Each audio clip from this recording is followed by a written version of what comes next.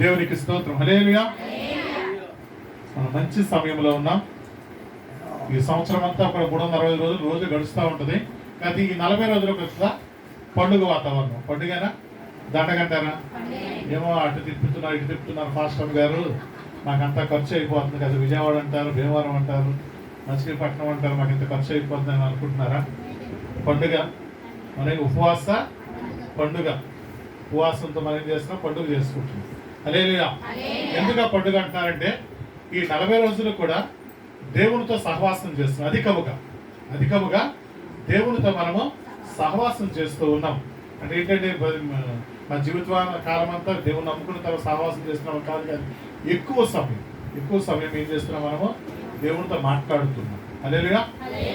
ప్రార్థన చేస్తూ ఉన్నాం. ఏం చేస్తున్నాం? మనము ప్రార్థన చేస్తూ ఉన్నాం. ప్రార్థన అంటే ఏమిటంటే దేవునితో మాట్లాడటం, దేవునితో సంభాషించటం. నేనంటాను ప్రప్రథమంగా దేవుణ్ణి అర్థించటం. హల్లెలూయా. ఏదైనా సమస్య వచ్చినప్పుడు, బాధ వచ్చినప్పుడు, వేదన వచ్చినప్పుడు ఏం చేస్తామో చాలా ఆలోచనలు చేస్తాం. సమస్య రాగానే చాలా ఆలోచన చేస్తాము. కొంతమంది ఆత్మీయులు ఏం చేస్తారు? మొట్టమొదటిగా మోకరిస్తాం. అంటే ప్రప్రథమంగా ఏదైనా మనకి సమస్య కానీ, బాధ కానీ, వేదన కానీ రాగానే ప్రప్రథమంగా దేవుణ్ణి అర్థించటం, అడగటం, దేవుణ్ణి వేడుకోవటం. దేవునికి స్తోత్రం. మనం ఏం వేడుకుంటున్నాం?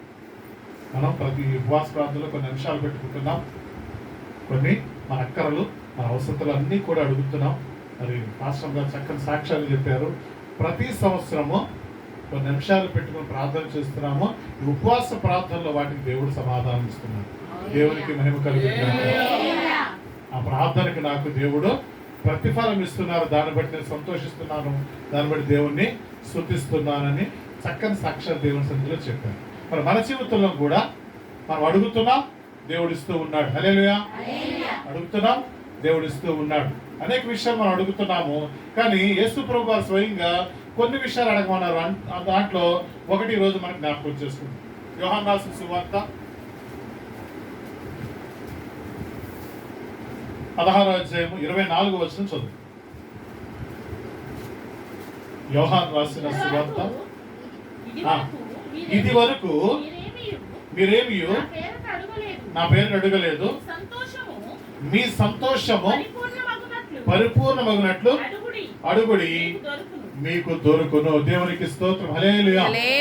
ఈ మాట చెబుతున్న వారు యేసు ప్రభువు. అంత అడుగుడి మీకు ఇవ్వబడును, వెతుకుడి మీకు దొరుకును, తట్టుడి మీకు తీయబడిన విషయాలు మనం చాలాసార్లు మనము ధ్యానం చేస్తాం. ఏ విషయాలు అడగాలి, ఏ విధము అడగ. కానీ యేసు ప్రభు స్పెసిఫిక్ గా ఆయన చెబుతున్నారు, మీ సంతోషము పరిపూర్ణమగునట్లు మీరు అడుగుడి, అది మీకు అనుగ్రహించబడు. దేవునికి స్తోత్రం. మీరు అడగండి, మీకు నేను ఇస్తానండి. ఏమి ఇస్తానంటున్నారు ఆయన? మీ సంతోషము పరిపూర్ణమగునట్లు. దేవునికి స్తోత్రం. హల్లెలూయా. ఈ సంతోషం మనకు లేకపోతే ఎంత ఆస్తి ఉన్నా, ఎంత పరపతి ఉన్నా, ఎంత బలగం ఉన్నా కూడా ఉపయోగం ఉందా? ఏం ఉండదు. ఆనందించలేం, సంతోషించలేం. మనం చక్కగా మన జీవితాన్ని కొనసాగించుకోలేం. ఏదో వెళుతుంటుంది, మనకి ఏదో బాధ ఉంటుంది. అదే కనుక మన హృదయంలో సంతోషం ఉందనుకోండి, ఈ లోకంలో ఉన్న ఏది లేకపోయినా కూడా దేవుడిచ్చే సంతోషాన్ని బట్టి మనం చక్కగా మనము హ్యాపీగా బతకడానికి అవకాశం ఉంటుందా లేదా? చాలా మందికి ఎన్నున్నా కూడా విచారం ఉంటుంది. ఇంకొకటి లేదు అన్నీ ఉంటాయి. దేవుడు కొన్ని ఇస్తాడు. చక్కగా అడిగిన దానికంటే, ఊహించిన దానికంటే అత్యధికంగా దేవుడు ఇస్తూ ఉంటాడు. అయినా కూడా ఇంకా ఏదో నాకు దొరకలేదు, నాకంటే పక్కింటి వాళ్ళకి ఇంక ఎక్కువ ఉంది, లేదంటే ఇంకో వారికి నాకంటే ఎక్కువ సంపాదిస్తున్నారు, లేదంటే నా బిడ్డల కంటే వారి బిడ్డలు ఎక్కువగా ఉన్నతమైన స్థితిలో ఉన్నారంటే ఆలోచనలతో ఏం చేస్తారు? ఉదయం అంతా కూడా వేదంతో నిండిపోయి ఉంటుంది. అంటే వారికి ఏమి లేదు, దేవుడి దగ్గర దొరికే సంతోషము వారు అడగటం లేదు. దేవుడి దగ్గర కావాల్సింది, మొదట మనకు కావాల్సింది ఏం కావాలి? సంతోషం కావాలి. ఎన్ని ఆస్తులు, అంతస్తులు, మిద్దెలు, మేడలు, వాహనాలు ఎన్నున్నప్పటికీ కూడా వాటికి మించింది దేవుడు ఇచ్చేటువంటి సంతోషం. అంటున్నాడైనా ఆయన ఏమంటున్నాడు? మీరు నన్ను సంతోషం అడగండి అంటున్నాడు. మీ సంతోషం పరిపూర్ణమగినట్లుగా మనము ఏమైనాము? దేవుడి దగ్గరికి వచ్చాము అంటే ఏం కలిగింది? మనకి సంతోషం కలిగింది. అదేం కలగాలంట? పరిపూర్ణము కలగాలి. దేవునికి స్తోత్రం. హల్లెలూయా. మీ సంతోషము పరిపూర్ణమైనట్లు అడగమంటున్నాడు దేవుడు. అంటే మనకు కొన్ని ఇచ్చాడు దేవుడు. కొన్ని విషయాల్లో దేవుడు మనకు సమాధానం ఇచ్చాడు. కొన్ని విషయాల్లో మనం అడిగాం, ఆస్తిని అడిగాము ఇచ్చాడు, ఇంటి అడిగాము ఇచ్చాడు, వాహనాలు అడిగాము ఇచ్చాడు, బిడ్డలను అడిగాడు ఇచ్చాడు. కానీ వాటన్ని కూడా పరిపూర్ణం చేసేది ఎవరు? దేవుడే. కొన్ని మన అవిధేయతలను బట్టి, కొన్ని మన బలహీనతలు బట్టి దేవుడు ఇచ్చిన వాటిని కొన్ని కోల్పోయిన స్థితిలోకి మనం ఉంటున్నామేమో. వాడు ఒకసారి ఇస్తున్నారు దేవుడు, కొన్ని సంవత్సరాలు గడుస్తూ ఉంది, కొన్ని సంవత్సరాలు గడిచిన తర్వాత ఆ ఆస్తిని కోల్పోవచ్చు. కొంతమంది మనం చూస్తూ ఉన్నాం, దేవుడి సన్నిధికి వచ్చి ఆస్తిని సంపాదించుకొని లేదా వాహనాలు సంపాదించుకొని కొన్ని విషయాలు బలహీనతలను బట్టి వాటిని ఏమవుతున్నారంటే కోల్పోతున్నప్పుడు. కోల్పోయినప్పుడు సంతోషం ఉంటుందా? ఉండదు. అంటే మనం ఏం కలగాలి? దేవుడి దగ్గర ఏమడగాలంటే మనం ఈ ఉపవాస ప్రార్థనలో మీరిచ్చే సంతోషం, మీరిచ్చేది మాకు పరిపూర్ణం అవ్వాలయ్యా. మా జీవిత కాలం అంతా కూడా మేము దాన్ని అనుభవించాలి. ఇంకా కొరత ఉండకూడదు, కొరత ఉండకూడదు, ఏ కొదవ కూడా మన జీవితంలో ఉండకూడదని దేవుని మనం అడగాలి. అందుకే అంటున్నాడు, పరిపూర్ణముగానట్లు మీరు అడుగుడి, అది మీకు అనుగ్రహించబడును. దేవునికి స్తోత్రం. హల్లెలూయా. ఈ సంవత్సరం కొంత వేదంతో ప్రార్థన చేస్తా ఉన్నాం మా కుటుంబంలో. కానీ మొట్టమొదటి జనవరిలో పెద్ద వ్యాపారం విషయం మేము ప్రార్థన చేస్తూ ఉన్నాం. చాలా కొరత, నాకు దిగులు, చింత ఉంది. పెద్ద కుమారుడు దేవుడు ఒక చక్కని వాగ్దానం ఇచ్చాడు, నీకేమియో తక్కువ కాదు. దేవునికి స్తోత్రం. హల్లెలూయా, హల్లెలూయా. నీకేమియో తక్కువ కాదని అన్నారు. 2 నెలలు గడిచింది. 3వ నెల ఏమైంది? కాలుకి దెబ్బతింది. ఏమైంది? కాలుకు దెబ్బ తగిలింది. 15 రోజులు ఇంట్లో కూర్చుంది. దేవునికి స్తోత్రం. హల్లెలూయా. దాన్ని బట్టి కూడా దేవుని స్తుతిస్తూ ఉన్నా. ఎందుకొరకంటే కొన్ని విషయాలు నేను ఈ 15 రోజులు షాప్లో కూర్చోడం దేవుడు అవకాశం ఇచ్చాడు. హల్లెలూయా. కొన్ని విషయాల్లో కొంత ముందుకు వెళ్ళడానికి దేవుడు కొంత అవకాశాన్ని ఇచ్చాడు. 15 రోజులు నేను షాప్కి వెళ్ళడానికి దేవుడు చూపించారు. నేను కుమార్ చూసుకుంటున్నానులే అని నేను వెళ్ళటం లేదు, దేవుని పనిలో ఉంటున్నా కనుక వాటి విషయంలో కొంత వెనకడుగు వేస్తాను. దేవుని ప్రణాళిక. అక్కడ కూర్చున్న తర్వాత అక్కడ కొన్ని విషయాల్లో ఫలానా విషయంలో ప్రార్థన చేయము దేవుడు నాతో మాట్లాడు. హల్లెలూయా. దేవుడు కుమారుడికి ఇచ్చిన వాగ్దానము ఎత్తిపెట్టి ప్రార్థన చేయండి. మొదట చూపించే దర్శనం గురించి ప్రార్థన చేయండి. దేవుడు మాట్లాడినప్పుడు దేవుని మహాత్మను బట్టి ఆ రీతిలో ప్రార్థన చేయటం మొదలు పెట్టాము. దేవుడు కార్యం చేయడం ప్రారంభించారు. దేవుడికి స్తోత్రం. హల్లెలూయా. ఒక మార్పును దేవుడు చూపించారు అక్కడ. ఎందుకంటే దేవుడు ఆయన ఇచ్చిన సంతోషము పరిపూర్ణం అవ్వాలంటే కొన్ని ఎక్సర్సైజ్ మనం చేయాలి. హల్లెలూయా. ఆ రీతిలో మనం ఏం చేయాలంటే దేవుని సన్నిధిలో మనం ఆయన సంతోషాన్ని శాశ్వత కాలము మనం అనుభవించాలని దేవుడు కోరుకుంటున్నాడు. ఆయన ఇచ్చినటువంటి ఆనందాన్ని, సంతోషాన్ని పరిపూర్ణంగా మనము దాన్ని స్థిరపరచుకోవాలని దేవుడు కోరుకుంటున్నాడు. దేవునికి స్తోత్రం. హల్లెలూయా. మనం అడుగుతూ ఉన్నాం చాలా విషయాలు. కొన్ని ఏం అడుగుతామంటే మనము ఆ సంతోషాన్ని పరిపూర్ణం అవ్వాలంటే కనుక ఏం అడగకూడదో కూడా చెబుతూ ఉన్నాడు. కొన్ని ఏం చేస్తాం మన జ్ఞానాన్ని బట్టో, మన అవసరతను బట్టో, మన ఆలోచన బట్టో కొన్ని అడుగుతూ ఉంటాం. యాకోబు రాసిన పత్రిక 4వ అధ్యాయము 2-4 వచనాలు చదువుకుందాం. మీరు ఆశిస్తున్నారు కానీ మీకు దొరుకుటలేదు,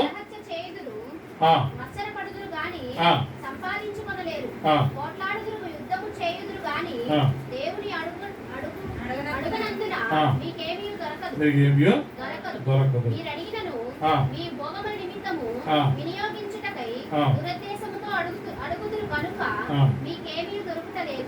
దేవునికి స్తోత్రం. ఏమంటున్నాడు ఆయన? అడుగుతున్నారు మీరు చాలా విషయాలు దేవుని అడుగుతున్నారు, చాలా విషయాలు మొరపెడుతూ ఉన్నారు, కానీ ఏమవుతుందంట? మీకు దొరకటలేదు. కొన్ని విషయాలు ఏంటంటే భోగేశ్వరుల కొరకు అడుగుతున్నారని, కొన్ని విషయాలు అక్కడ చెప్తున్నాం. అధ్యాయాన్ని మనం చదువుతాం, మాటలు చదువుతుంటే మనం పరిశీలించుకున్నాం. అంటే అడిగే విషయంలో చాలా జాగ్రత్త కలిగి మనం ఉండాలి.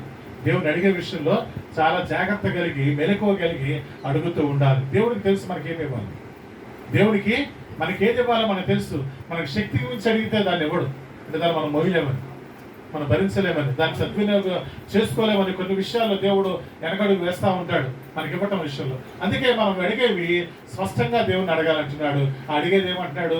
మీ సంతోషం పరిపూర్ణమైనట్లుగా నన్ను అడగండి, అది మీకు అనుగ్రహించబడును. దేవునికి స్తోత్రం. హల్లెలూయా. ఇంకా చూడండి, చక్కని మాట కూడా చదువు. కీర్తనకారుడు అంటున్నాడు, 4వ అధ్యాయం 7వ వచనంలో చదువుదాం.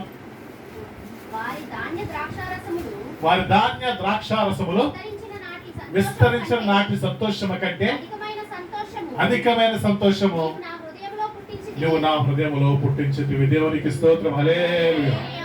దేవుడిచ్చే సంతోషం ఎట్లా ఉంటుందంట? ధనధాన్యముల కంటే నా హృదయములో నీవు పుట్టించే సంతోషము అత్యధికమవుతుంది. దేవునికి స్తోత్రం. హల్లెలూయా. దేవుడు మనకు సంతోషం ఇస్తుంది. దేవుడు మనల్ని ఆయన కనుక దర్శిస్తే ఎట్లా ఉంటుందంటే అత్యధికమైన సంతోషం.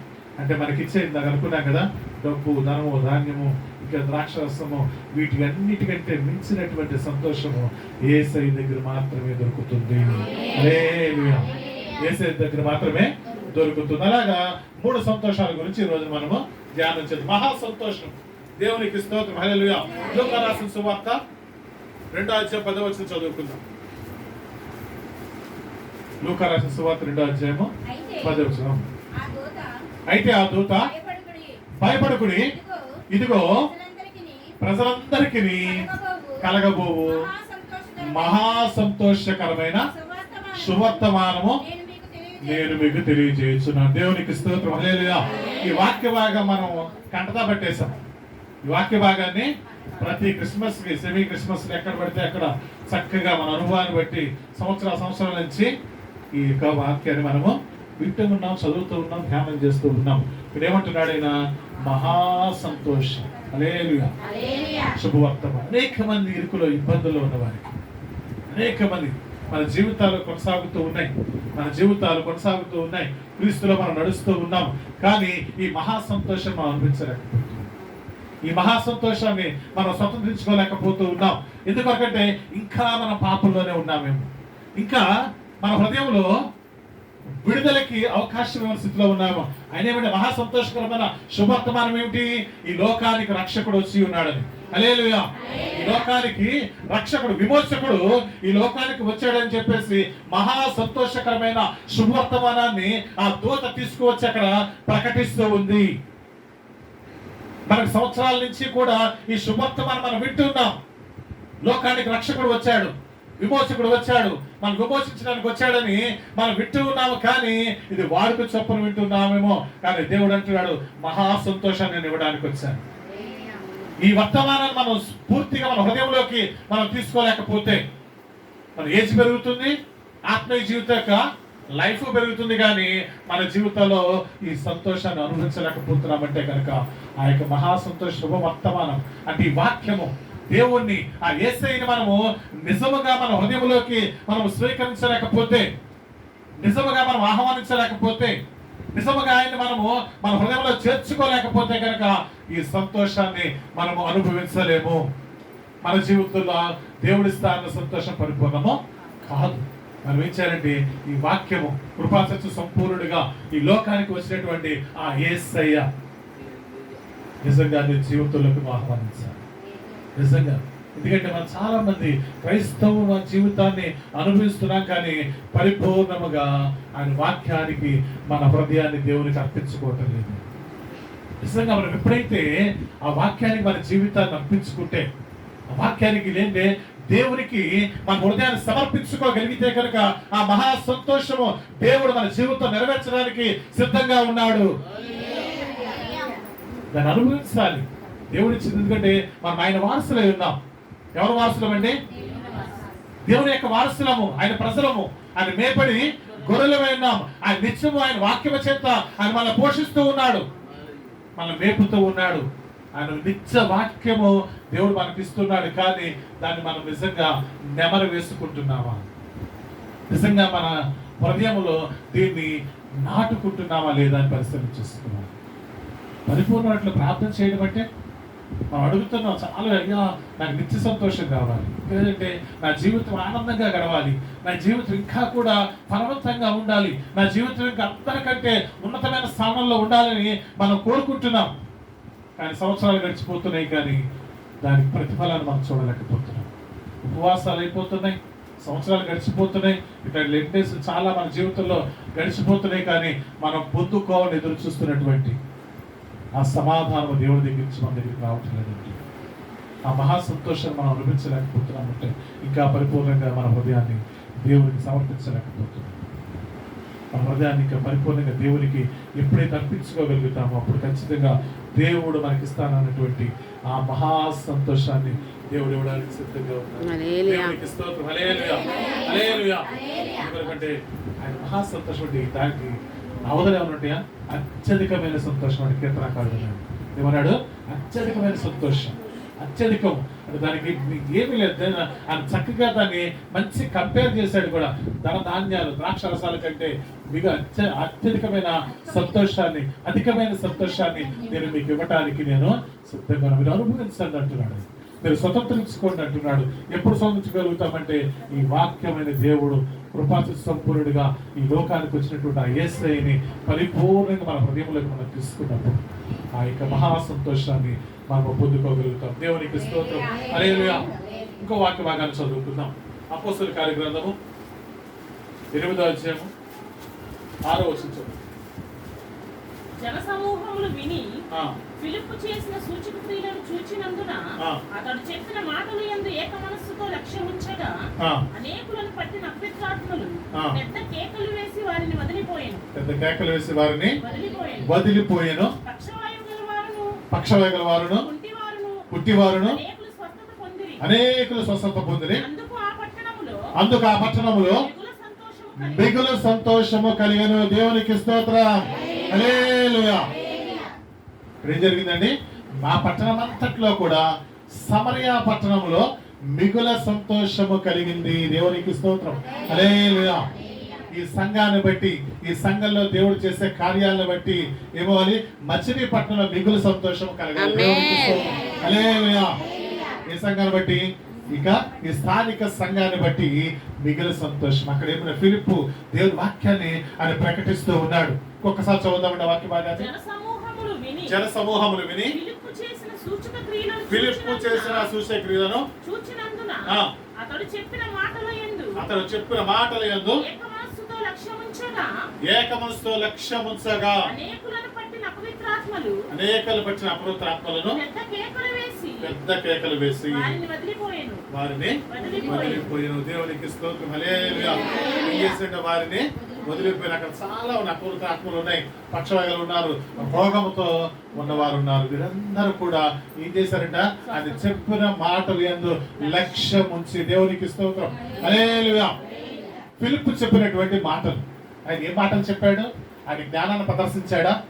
ఆయన తెలివితేటలు ప్రదర్శించాడా? లేదంటే నాకు చాలా విలువైన మాటలు నేను నేర్చుకున్నానండి, అవి మీరు నేర్చుకోండి అని చెప్పాడా? లేదు. దేవుని మాటలు ఆయన ప్రకటించారు. దేవునికి స్తోత్రం. హల్లెలూయా. ఎందుకంటే అక్కడ వాక్యం కొత్తగా ఉంది. స్టెఫెను చంపేశారు. సంఘమంతా చెదిరిపోయింది. సంఘమంతతో చెదిరిపోయినట్టున్నప్పుడు వారి వాక్యము దొరకని పరిస్థితుల్లో దేవుని యొక్క సన్నిధిలో ఆనందించడానికి, సంతోషించడానికి వారికి అవకాశం లేనటువంటి ఆ స్థితిలో దేవుడు ఫిలిప్పును లేవనెత్తి వారి ఇంటి దగ్గరికి ఆయన పంపించాడు. వారు ఎందుకంటే దేవుని మాటల కొరకు వారు ఏమైనారంటే ఆసక్తి కలిగి ఉన్నారు. దేవుని మాటల కొరకు వారు ఎదురు చూస్తూ ఉన్నారు. అని చెప్పుల మాట యందు లక్ష్యం ఉంచి. దేవునికి స్తోత్రం. హల్లెలూయా. నీ జీవితంలో నువ్వు వింటున్న వాక్యమందు నువ్వు లక్ష్యం ఉంచితే, దేవుని మాటని యందు లక్ష్యం ఉంచితే కనుక అక్కడ అద్భుతాలు జరిగినాయి. దేవునికి స్తోత్రం. అనేక సంవత్సరాల నుంచి దెయ్యములు పట్టిన వారు ఉన్నారు, పక్షవాయు గల రోగులు ఉన్నారు, అనేక వ్యాధిగ్రస్తులు ఉన్నారు. కానీ వారందరి జీవితాల్లో ఒకటేసారి ఏం జరిగిందంటే విడుదల జరిగిందంట. హల్లెలూయా. దేవుడు విడుదలిచ్చాడు, స్వస్థిచ్చాడు, వారిని బాగు చేశాడు. దేవునికి స్తోత్రం. హల్లెలూయా. అక్కడ కొద్ది మందే ఉన్నారు, కానీ కొద్ది మంది మధ్యలో దేవుడు కార్యం చేస్తే అక్కడ మిగులు సంతోషం ఎక్కడ కలిగిందంట? ఆ పట్టణం అంతా మిగులు సంతోషము కలిగింది. దేవునికి స్తోత్రం. హల్లెలూయా.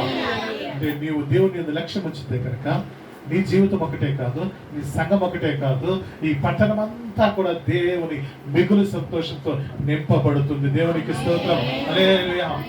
మనం దేవుని యందు లక్ష్యం ఉంచితే, దేవుని మాట యందు లక్ష్యం ఉంచితే కనుక దేవుడు అద్భుతాలు చేయడానికి సిద్ధంగా ఉన్నాడు. మిగులు సంతోషం అంటే దానికి మించిన సంతోషం లేదు అని. దాని సరైన అర్థం ఏంటంటే, మిగులు సంతోషం అంటే మిగిలిన సంతోషం మనకి ఇచ్చేది కాదు, కానీ మిగుల సంతోషం అంటే ఇక దానికి మించిన సంతోషం ఇక భూమి మీద లేదు. ఒక వ్యాధిగ్రస్తుడికి, ఓ పక్షవాయువుల రోగికి ఆ రోజు మనసుల్లో ఉండి ఆ వ్యాధితో బాధపడుతూ అనేక పరిచర్య చేయించుకుంటూ ఉన్న వ్యక్తి ఒక్కసారి లేచి గెంతులు వేసి ఆనందంతో నడుస్తూ ఉన్నాడు అనుకోండి, అంతకు మించిన ఆనందం ఆ వ్యక్తికి ఎవరికైనా ఉంటుందా? ఒక వ్యాధితో బాధపడుతున్న వ్యక్తి ఆ విడుదల పొందితే, ఆ స్వస్థత పొందితే ఆ వచ్చే ఆనందము ఇక ప్రపంచంలోకి ఏది నాకు అక్కర్లేదు అనుకుంటాను. అవునా కదా? మన జీవితాలకు దేవుడు అటువంటి సంతోషాన్ని ఇవ్వబోతున్నాడు. దేవునికి స్తోత్రం. ఈ ఉపవాస ప్రార్థనలో దేవుడు మిగులు సంతోషము మనందరికీ దేవుడు అనుగ్రహించును గాక. సంవత్సరాల నుంచి మనము ఏదైతే ప్రార్థన చేస్తున్నామో ఈ సంవత్సరాలు గడిచిపోతున్నాయి కానీ అయ్యా నాకు ఇంకా సమాధానం రావట్లేదని నువ్వు వేదన పడుతూ ఉన్నట్లయితే కనుక ఈ ఉపవాస ప్రార్థనలో నీవు దేవుని మాట లక్ష్యం వచ్చినట్లయితే కనుక దేవుడు నీకు మిగులు సంతోషము ఇవ్వడానికి సిద్ధంగా ఉన్నాడు. హల్లెలూయా. కానీ చేయవలసింది మన లక్ష్యం ఉంచాలి. ఎవరి యందు? దేవుని యందు, మన ఆశల యందు, మన కోరికల యందు, మన ప్రార్థన అడిగే అంశాల మీద లక్ష్యం ఉంచడం కాదు, కానీ దేవుని యందు ఆయన ఇస్తాన దాని మీద మనం లక్ష్యం ఉంచినట్లయితే కనుక దేవుడు మన జీవితాల్లో మిగులు సంతోషము అనుగ్రహించును గాక. హల్లెలూయా.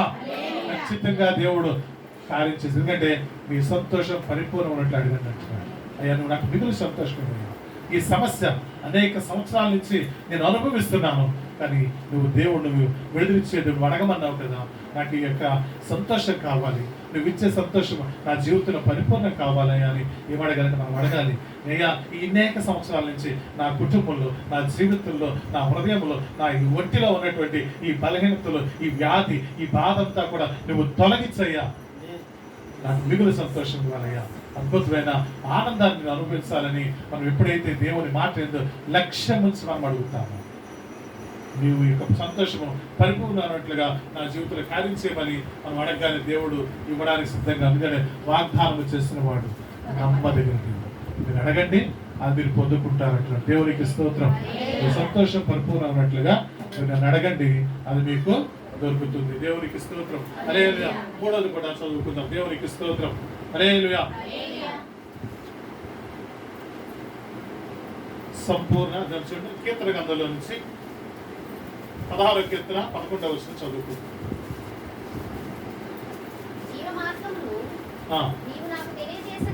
జీవ మార్గమును నీవు నాకు తెలియజేసేదవు, నీ సన్నిధిని సంపూర్ణ సంతోషము కలదు, నీ కుడి చేతిలో నిత్యము సుఖములు కలవు. దేవునికి స్తోత్రం. హల్లెలూయా.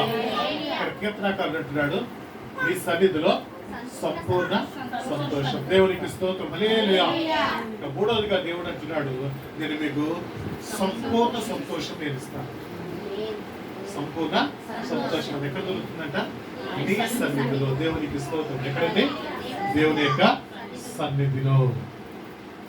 ఇక్కడ దొరికే సంతోషం ఎక్కడా దొరుకుతుంది? దేవుని సన్నిధిలో మనము చక్కని ఆనందాన్ని మనం పొందుకుంటాం. ఆ సన్నిధికి రాగానే, ఆ మందిరానికి మనం అడుగు పెట్టగానే ఏమవుద్దండి? ఏమవుద్ది?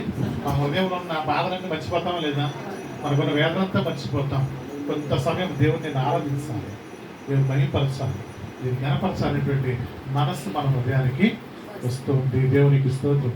హల్లెలూయా. హల్లెలూయా. దేవుడు ఖచ్చితంగా ఏమంటాడు? సంపూర్ణ సంతోషం ఎక్కడ దొరుకుతుందంటే మన సన్నిధిలో దొరుకుతుంది. మనం ఏం చేయాలంటే సన్నిధిని మనము విడిచిపెట్టకూడదు. అయ్యా నీ సన్నిధి మనం తోడుగా ఉంచింది. యెహోషువ అన్నప్పుడు మీరు వెళ్ళడానికి కానీ అయ్యా నీ సన్నిధి మాతో రాకపోతే స్థలం నుంచి మేము వెళ్ళము. దేవునికి స్తోత్రం. ఎదురుగా చాలా ఉన్నాయి. ఎదురుగా చక్కగా కానాను దేశానికి వెళ్ళిపోతే అద్భుతమైన ఆశీర్వాదకరమైన పంట దొరుకుతుంది. రాజ్య సంరక్షించుకోబోతున్నారు.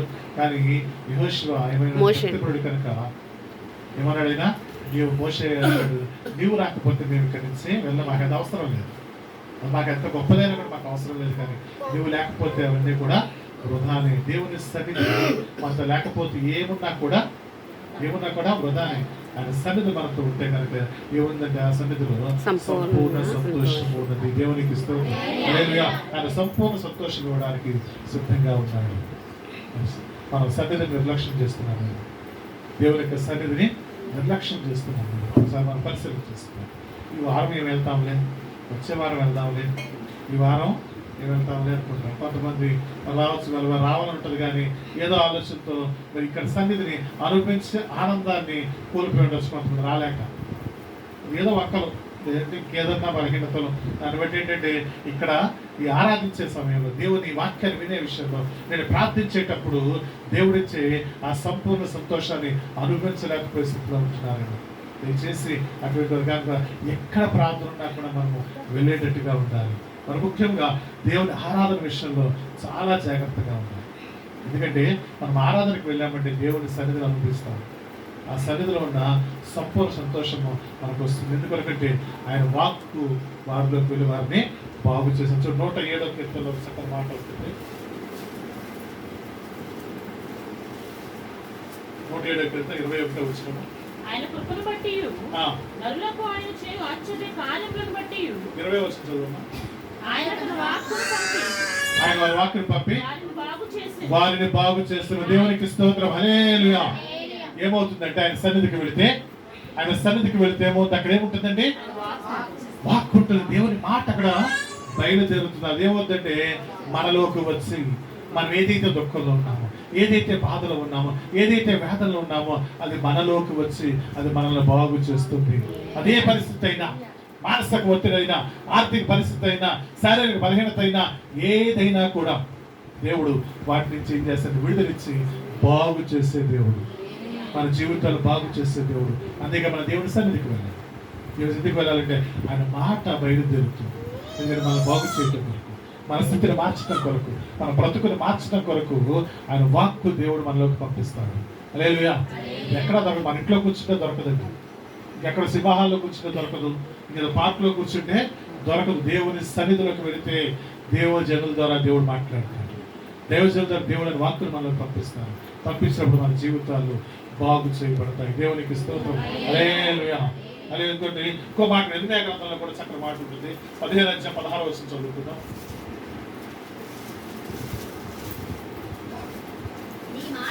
నీ మాటలు నాకు దొరకగా నేను వాటిని భుజించి తిని సైన్యముల అధిపతి యెహోవా దేవా నీ పేరు నాకు పెట్టబడెను కనుక నీ మాటలు నాకు సంతోషమును నా హృదయమునకు ఆనందమును కలుగజేయుచున్నవి. దేవునికి స్తోత్రం. హల్లెలూయా. ఈ మాటలు నా హృదయమును సంతోషమును ఆనందమును కలిగిన మాట. మొదటిది ఏమైంది? సన్నిధిలో దొరికేది అయిన మాటలు కనుక అవి బాగు చేస్తూ ఉంది. రెండోది సంతోషాన్ని ఇస్తాయి, నాకు ఆనందాన్ని కలగచేస్తుంది. దేవునికి స్తోత్రం. అందుకే దేవుని సన్నిధిని మనము నిర్లక్ష్యము చేయకూడదు. దేవుని సన్నిధిని మనము నిర్లక్ష్యం చేయకూడదు. ఎట్టి పరిస్థితుల్లో కూడా అయ్యా ఇంత బలహీనత అయినా నువ్వు వస్తే ఆ వాక్కు నిన్ను బాగు చేస్తుంది. నీ మానసికంగా ఒత్తిడిలో ఉంటే, మనసు బాగోకపోతే నువ్వు దేవుని సన్నిధికి వస్తే దేవుని మాట నీ హృదయానికి నెమ్మదిస్తుంది, నీ హృదయానికి సంతోషాన్ని ఇస్తుంది, నీకు ఆనందాన్ని ఇస్తుంది. ఎందుకంటే ఆయన సన్నిధిలో మనకి సంపూర్ణ సంతోషం మనకి దొరుకుతుంది కనుక దేవునికి స్తోత్రం. ఒక వ్యక్తి ఉన్నాడు, అనగా ఒక మంచి భక్తిపరుడు, ఆయన మంచి ఉద్యోగాన్ని చేసుకుంటున్నాడు. ఆయన ఆ ఉద్యోగంలో చక్కగా అందరిలో కూడా యజమాని దగ్గర చివరి కింద వరకు కూడా ఆయన అందరిలో కూడా మన్నన పొందాడు. చాలా మంచి జీవితాన్ని కొనసాగుతున్నటువంటి ఆ వ్యక్తి చక్కగా ప్రతి వారం చక్కగా ఉద్యోగంలో ఎక్కడ పొరపాటు చేయకుండా మంచిగా ఆయన చేస్తూ ఉన్నాడు. కానీ అక్కడేంటి, అది ఆ కంపెనీ 360 రోజులు కూడా రన్నింగ్ అవుతాను. ఆదివారం కూడా స్టాఫ్ తక్కువగా ఉన్నారు కనుక ఆదివారం కూడా మీరు రావాలని చెప్పేసి అన్నప్పుడు ఈ వ్యక్తి ఆదివారానికి వెళ్ళేవాడు కాదు, మందిరానికి వెళ్ళిపోయేవాడు అనమాట. ఈ చుట్టుపక్కల వారికి వెళ్తే ఈర్ష కలిగేది. డబల్ డ్యూటీ వస్తుంది అని ఈ వ్యక్తి ఎందుకు రాడని చెప్పేసి అనుకుంటే కనుక రావట్లేదని చెప్పి యజమాని దగ్గరికి వెళ్ళి ఆయన ఒత్తిడి చేస్తారు. ఆయన కూడా మేమే వస్తున్నామండి, అతను కూడా ఆదివారం ఖచ్చితంగా ఏం చేయాలి, పనిలోకి రావాలి, డ్యూటీకి రావాలని చెప్పి ఆయన చాలా ఒత్తిడి చేయడం మొదలుపెట్టినప్పుడు ఆ యజమాని ఒకరోజు ఆయన పిలిచి, నేను ఆదివారం కూడా డ్యూటీకి రండి మీరు కూడా అంటే, నేను రానండి, అది హోలీడే అండి. దేవునికి స్తోత్రం. హల్లెలూయా. అందరికీ హాలిడే, మనకు ఆదివారం హోలీడే, పరిశుద్ధ దినము. దేవునికి స్తోత్రం. హల్లెలూయా. ఆ వ్యక్తి అన్నాడు, అది పరిశుద్ధ దినం అండి, నేను దేవుని శ్రద్ధ గడుపుతాను కనుక అంటే, కాదయ్యా నీకు డబుల్ ఇస్తాను, అందరికీ డబుల్ ఇస్తాను, నీకు 4 times ఇస్తాను, నువ్వు కనుక వస్తే కనుక అంటే, కాదు నేను రానండి, అయితే నేను ఉద్యోగం తీసేస్తా అన్నాడు.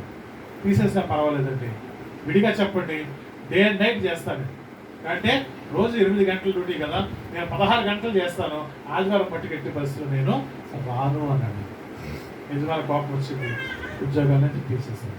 ఒక విచారం ఇంటికి వచ్చాడు, భార్యతో ఆ మాట పంచుకున్నప్పుడు ఆమె సరే ఫోన్లేండి దేవుని కొంత విచారపడింది. ఆవిడ అయ్యో మనం ఎట్లా బ్రతకాలి, ఏ విధంగా బ్రతకాలి, బిడ్డలు ఏ విధంగా పోషించుకోవాలి, అది చాలా విచారం. కానీ దేవుని కొరకే కదా అని ఆ భార్య కూడా సపోర్ట్ చేసింది. దేవునికి స్తోత్రం. హల్లెలూయా. నువ్వు ఎలా పోషిస్తావని చెప్పి ఆ వ్యతిరేక చూపించి అతను నిందించలేదు, బాధించలేదు, కొట్లాడలేదు. మనలాగా ఏం చేస్తున్నా ఫోన్ లేని దేవుని కొరకే కాబట్టి దేవుని కొరకే కాబట్టి ఓన్లీ దేవుడు చూసుకుని దేవుడే పోషిస్తాడు అనుకున్నాను. 9 రోజులు గడుస్తూ ఉన్నాయి. ఆయన ఎక్కడ చేసేవారంటే ఆ గుడ్డు సూది తయారీ కంపెనీలో చేసేవాడు. సరే గుడ్డు సూదిని తయారు చేసి కంపెనీలో వచ్చాడు. ఒకరోజు ఆయన ఎంతో బట్టలు ఊడిపోయిందని ఆ గుడ్డు సూది పెట్టుకొని ఎక్కడికో పనికొని బయటకు వెళ్ళాడు. అదేమైందంటే అది వెళ్తూ ఉన్నప్పుడు గుచ్చుకొని బ్లడ్ కావడం మొదలుపెట్టాడు.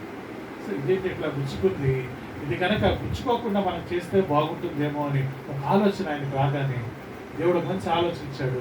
ఆయన చేశాడంట ఆ గుడ్డు సూది ఆ మొన గుచ్చుకోకుండా దాని కప్పులాగా తల వంకిగా తయారు చేశాక పిన్నిస్ తయారు చేశాడు. దేవునికి ఏం చేశాడు? పిన్నిస్ తయారు చేశాడు. సరే ముందు ఒక డజన్ 2 డజన్లు తయారు చేయడం మొదలుపెట్టాడు. తర్వాత కోట్లుగా అది దేవునికి స్తోత్రం. హల్లెలూయా. పిన్నిస్ ఇల్లు ఉంటుంది అప్పుడు ప్రపంచం మొత్తం ఎక్కడికి వెళ్ళినా ప్రతి ఇంట్లో డజన్ల కొద్ది పిండిలు కదా. ఆయన పేరు వాల్టర్. దేవునికి స్తోత్రం. హల్లెలూయా. 1846 సంవత్సరంలో ఆయన ఆ పిన్నిస్ తయారు చేయడం ప్రారంభించారు. ఇప్పుడు ప్రపంచం అంతా కూడా ఆ పిన్నిస్ అంటే ఆయన పేరు గుర్తొస్తుంది. ఏమయ్యాడు? ఆయన సన్నిధిని విడిచిపెట్టలేదు. ఆయన సన్నిధిలో ఉన్న సంతోషం ఆయన జీవితకాలం తరతరములు దేవుడు సంతోషాన్ని ఆయనకి ఇచ్చాడు. హల్లెలూయా. అడిగాడు నీ సంతోషం పరిపూర్ణమైనట్లుగా. ఇప్పుడు తరతరాలు గడిచినాయి. ఆ పిన్నిస్కి ఇప్పుడు ఏంటంటే పెద్ద ఇండస్ట్రీలు అయిపోయింది. దేవునికి స్తోత్రం.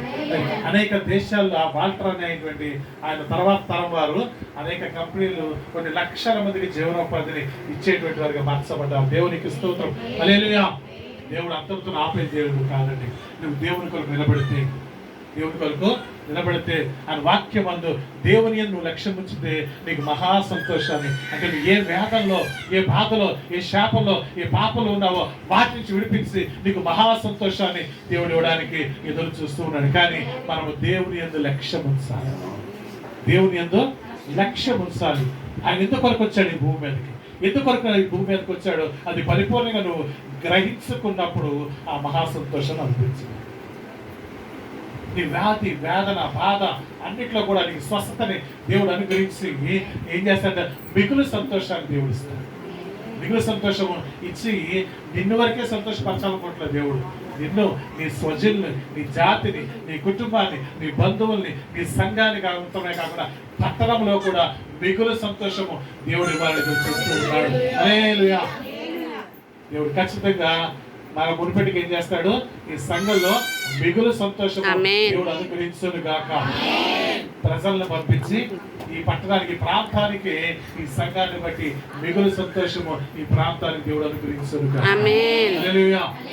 ఇక్కడ ఈ మందిరం ఉంది కనుక, ఈ స్థలంలో ఈ ప్రార్థనా మందిరం, పెళ్లి ప్రార్థనా మందిరం ఉంది కనుక మా సంఘం ఇక్కడ బేతేల్ ప్రార్థనా మందిరం ఇప్పుడు ఉంది కనుక ఏమవుతుంది? మా ప్రాంత అంజుల నోట దేవుడు మహిమ పొందురుగాక. హల్లెలూయా. మూడోదిగా దేవుడు అన్నాడు సంపూర్ణ సంతోషం. మనం దేవుని సన్నిధిని నిర్లక్ష్యము చేయక ఉన్నట్లయితే కనుక దేవుడు మనకి ఏం చేస్తాడంటే సంపూర్ణ సంతోషాన్ని దేవుడు అనుగ్రహిస్తాడు.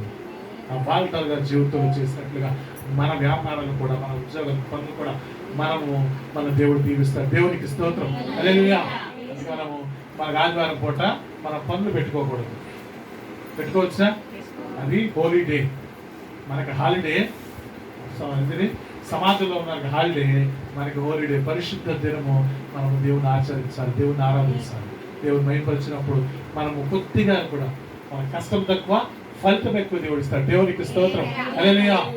దేవుని కొరకు నిలబడితే, దేవుని కొరకు నిలబడితే మహా సంతోషం దేవుడు ఇస్తాడు. ఈ ఉపవాస ప్రార్థనలు మనం ఏమడుగుదామంటే ఆయన మన సంతోషం పరిపూర్ణమైనట్లుగా అని అడుగుదాము. అది మీకు అనుగ్రహించబడుతుంది అంటున్నారు. దేవునికి స్తోత్రం. హల్లెలూయా. ఆ మహా సంతోషాన్ని పొందుకుందాం, మిగులు సంతోషాన్ని పొందుకుందాం, సంపూర్ణ సంతోషము దేవుని దగ్గర నుంచి మనము పొందుకుందాం. ఈ కొద్ది మాటలు బట్టి దేవుని నామానికి మహిమ కలుగును.